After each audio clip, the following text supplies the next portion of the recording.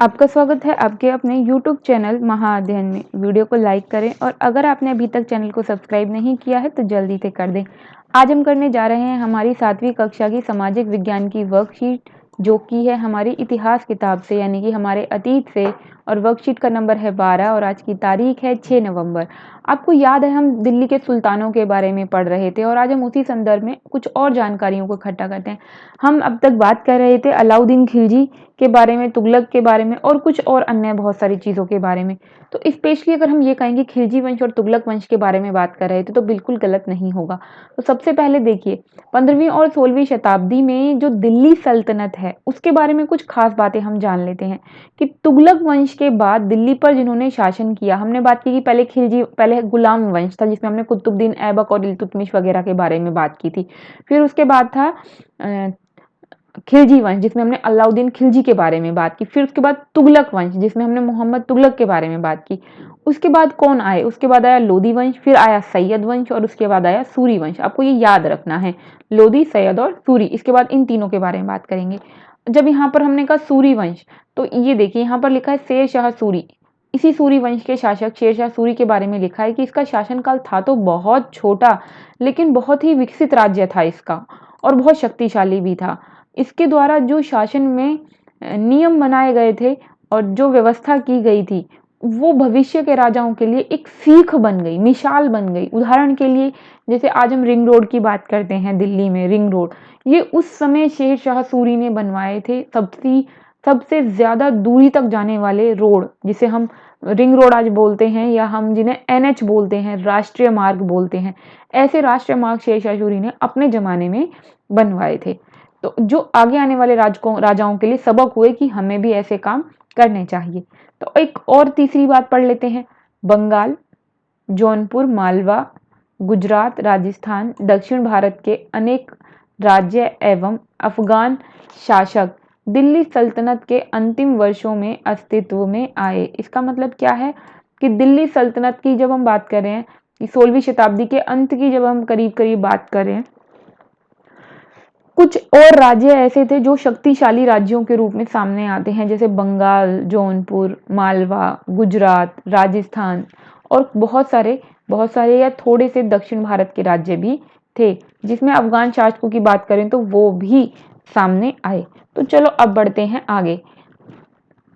अलाउद्दीन खिलजी और मोहम्मद तुगलक दोनों ही के बारे में हमने पढ़ा। इन दोनों की शासन व्यवस्था में अंतर क्या था उसे समझने की कोशिश कर लेते हैं और आपको इसे बहुत ध्यान से समझना है क्योंकि आपसे प्रश्न भी आज पूछा गया है वर्कशीट में।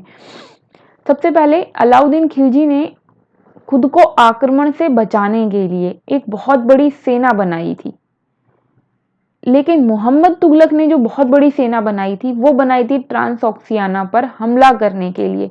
और जब आप पूर्वी एशिया की तरफ बढ़ेंगे वहां ये तुम्हें क्षेत्र मिलेगा। इस बारे में हम जिस दिन हमारा नक्शा सामने होगा उस दिन हम बात कर लेंगे, क्योंकि आज तो मैंने इसमें नक्शा नहीं लगाया। लेकिन हाँ, आप अपनी किताब जरूर खोलें और उसमें देखें ट्रांसोक्सियाना कहाँ पर है और भारत से ट्रांसोक्सियाना की तरफ जाने में कितना समय लग सकता है। तो उसने सेना का निर्माण किया था ट्रांसोक्सियाना पर हमला करने के लिए। फिर अलाउद्दीन खिलजी ने क्या किया? अलाउद्दीन खिलजी ने सैनिकों के लिए गैरिसन शहर बनवाए और जो शहर बनवाया था वो सिरी था। सिरी नाम का एक शहर बनवाया, स्पेशल शहर बनवाया और उसमें सैनिकों को रखा। लेकिन मोहम्मद तुगलक ने क्या किया? मोहम्मद तुगलक ने जो दिल्ली के बसे बसाए क्षेत्र थे, जो सबसे पुरानी जगहें थी जहां पर लोग रहा करते थे, उन लोगों को कहा कि तुम दूसरी जगह पर जाकर रहो और उनके लिए दूसरी जगहें बनवा दी गई और जहां वो रहते थे उन जगहों को खाली करके सैनिकों को बन रखा गया। तो भाई जब सैनिकों को यहाँ रखा गया तो जगह खाली करके, और लोग जब एक जगह से दूसरी जगह गए तो लोगों को बहुत नुकसान उठाना पड़ा दूसरी जगह पर पहुंचने में, क्योंकि आज की तरह रेलगाड़ी, ट्रक, बसें तो तब नहीं होती थी। तो जब वो एक जगह से दूसरी जगह गए तो उनके रास्ते में ही बहुत सारे लोग मर गए, जानवर मर गए, उन्हें बहुत नुकसान हुआ दूसरी जगह जाने पर, और बहुत सारे लोग तो गए ही नहीं। तो ये भी थी कुछ बातें जो अलाउद्दीन खिलजी और मोहम्मद तुगलक के बीच फर्क है। अलाउद्दीन खिलजी ने अपने सैनिकों की पेट भरने की समस्या का समाधान भी किया। तो ऐसे किया कि गंगा और यमुना के बीच की जो जमीन थी उससे जो कर आता था उस कर के माध्यम से उसने इस समस्या को सुलझाया। आपको याद है हमने पिछली बार पढ़ा था कि अलाउद्दीन खिलजी ने गंगा और यमुना के बीच में जो दोआब है उसमें जो जंगल थे और उसमें जंगली जातियां रहती थी उनको उसने वहां से भगा दिया और भगा के वो सारी जमीन किसानों को दे दी कि अब तुम यहाँ खेती करो। और जब वो खेती करने लगे तो उनसे वो कर लेते ही थे, लगभग 50% मतलब जितनी उपज होती थी उसका आधा करीब देना पड़ता था। लेकिन मोहम्मद तुगलक ने क्या किया, मोहम्मद तुगलक ने ऐसा कुछ भी नहीं किया कि जिससे जमीन बढ़े और किसान उस पर खेती कर सके। उसने जो ऑलरेडी टैक्स किसान देते थे उन और जो दूसरे कर आते थे उन करों को और बढ़ा दिया। मतलब अगर हम कहें कि उन्हें आधा देना पड़ता था तो अब उन्हें आधे से भी ज्यादा देना पड़ता था।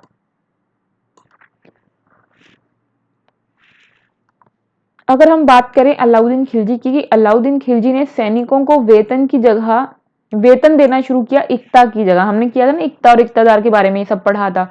तो वो इक्ता नहीं देता था, वेतन देता था सीधा सैनिकों को, जैसे आज वेतन मिलता है। मोहम्मद तुगलक ने भी यही किया, नकद में वेतन दिया, लेकिन वो कीमतों को नियंत्रित नहीं कर पाया। मतलब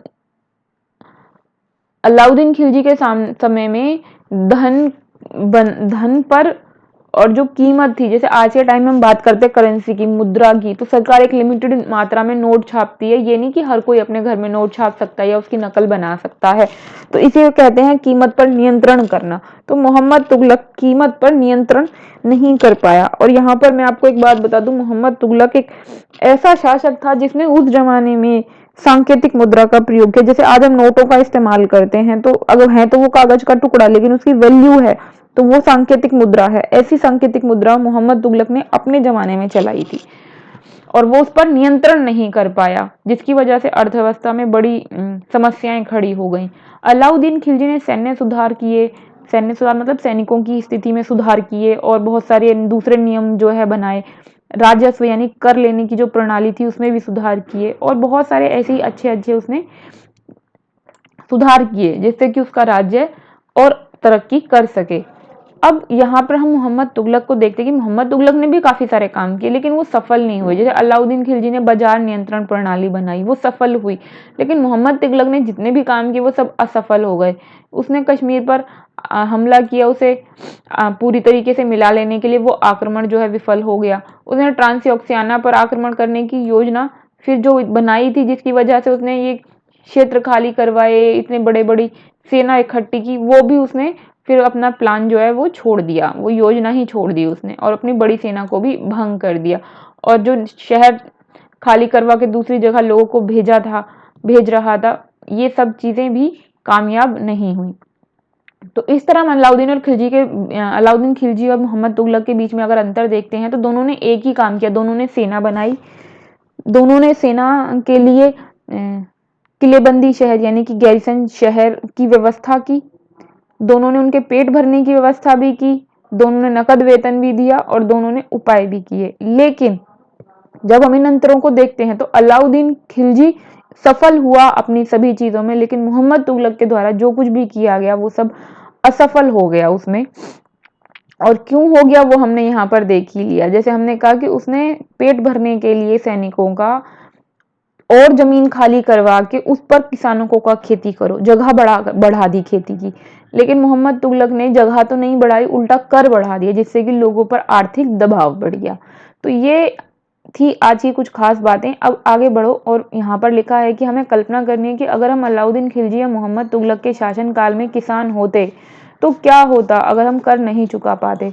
तो भाई सीधी सी बात है, अगर अलाउद्दीन खिलजी या मोहम्मद तुगलक के टाइम पीरियड में अगर हम किसान होते तो हमारी वो स्थिति होती कर नहीं चुकाने पर, जो आज के समय में हमें देखने को भी नहीं मिलती है। जो लोग कर नहीं चुका पाते थे उनसे उनके साथ जो उनके इक़्तिदार होते थे या दूसरे सामंत वगैरह उनसे जो कर इकट्ठा करते थे उनसे बहुत बुरा बर्ताव करते थे। कई बार ये लोग अच्छे भी होते थे लेकिन ज्यादातर बार आपको ये लोग खराब ही दिखाई देंगे, क्योंकि उन्हें भी वो कर ऊपर पहुंचाना होता था। तो ऐसे जनता जनार्दन की सार्वजनिक रूप से पिटाई कर दी जाती थी, उन्हें जेल में डाल दिया जाता था, उनका जबरदस्ती सामान छीन कर ले जाते थे। आपने बहुत बार इस तरह के नाटक वगैरह में भी देखा होगा। तो अगर हम उस समय किसान होते और हम कर नहीं चुका पाते तो हमारे साथ बुरा बर्ताव किया जाता और उसकी हमें सजा मिलती। तो अब हमने देने हैं प्रश्नों के उत्तर। अलाउद्दीन खिलजी और मोहम्मद तुगलक की प्रशासनिक व्यवस्था के मध्य अंतर बताना है। जो पहला प्रश्न इन्होंने हमसे पूछा है यह बहुत ही महत्वपूर्ण प्रश्न, और ये यहाँ पर मैंने आपको ये पूरा जो चार्ट समझाया है ये वही है जो इन्होंने हमसे पूछा है, मतलब ये पूरा चार्ट इसका उत्तर है। अब हो गया आंसर तो बहुत बड़ा, तो आपका मन करे तो पूरा लिख लेना, मन करे तो 2-3 पॉइंट लिख लेना, मतलब यहाँ से शुरू करोगे ही, शुरू करके अब जहां तक मन करे वहां तक लिख लेना, चाहे दोनों में से 2-2 पॉइंट लिख लेना, 3-3, 4-4 या पूरे 5 के 5 लिख लेना, तो आपको जैसा अच्छा लगे वैसे लिख लेना, पर इसका आंसर है पूरा ये। अब सेम आंसर मैंने दोबारा लिखा नहीं है, आप जितना लिखना चाहें उतना लिख ले, लेकिन कम से कम 3 पॉइंट याद करने की कोशिश करें। दूसरा प्रश्न इन्होंने पूछा है शासकों के नाम बताने हैं, कौन से, जो तुगलक वंश में थे और लोदी वंश में थे। तो ये बताने से पहले मैं आपसे करना चाहती हूँ छोटी सी request, my dear student please अब तक अगर आपने चैनल को सब्सक्राइब नहीं किया है तो सब्सक्राइब कर दीजिए, क्योंकि ज्ञान बांटने से बढ़ता है, इसलिए वीडियो को शेयर भी जरूर कीजिए और वीडियो को लाइक करना बिल्कुल मत भूलिए। चैनल को सब्सक्राइब करने के लिए सिर्फ इतना करना है, आपकी वीडियो के नीचे आ रहा है एक रेड कलर का निशान जिस पर लिखा है सब्सक्राइब, उसे क्लिक कीजिए, क्लिक करते ही कलर हो जाएगा चेंज, मतलब चैनल हो गया है सब्सक्राइब। तो ये रहे तुगलक वंश के शासकों के नाम और ये रहे लोदी वंश के शासकों के नाम। गयासुद्दीन तुगलक, मोहम्मद तुगलक, फिरोज शाह तुगलक, मोहम्मद खान, गयासुद्दीन तुगलक शाह द्वितीय, अबू बकर, नसरुद्दीन मोहम्मद, हुमायूं और नसीरुद्दीन महमूद। फिर लोदी वंश में थे बहलोल लोदी, सिकंदर लोदी और इब्राहिम लोदी। तो चलो जी, आज की दी प्यार से छोटी सी वर्कशीट, फिर मिलते हैं ऐसी ही अच्छी सी गहरी सी गहरी मोटी सी छोटी सी वर्कशीट के साथ। तब तक के लिए स्वस्थ रहें, खुश रहें, नमस्कार और थैंक यू।